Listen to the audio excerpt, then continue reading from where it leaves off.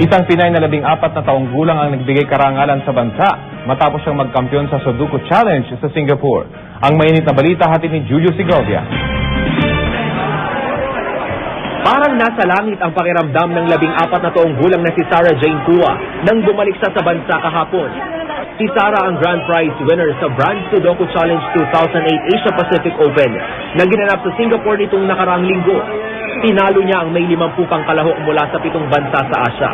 Pero aminado si Sarah, magagaling daw ang mga nakatunggali niya at ang itinuturo niyang nagpanalo sa kanya.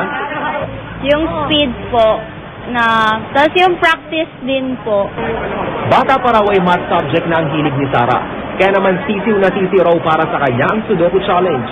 Isang logic puzzle ang Sudoku, na di lang daw talino ang kailangan, higit lalo na ang bilis ng pag-iisip.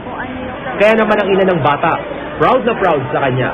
We give our best. Kung ano yung kaya namin ibigay sa bata, binibigay namin. We give all our full out support. Kasama ni Sarah ang 5 pang pambato ng bansa sa Sudoku Challenge. Di man sila pinalad sa laban, karangalan pa rin daw na maituturing ang maging kinatawan ng bansa sa isang international competition. May payo naman ang team leader sa mga nais maging math wizard. Dapat may disiplina sa sarili, ganun. Habang naglalaro siya, dapat yung makabuluhan yung paglalaro niya. Oo. Instead of magko-computer siya, replace mo muna lang yung Sudoku.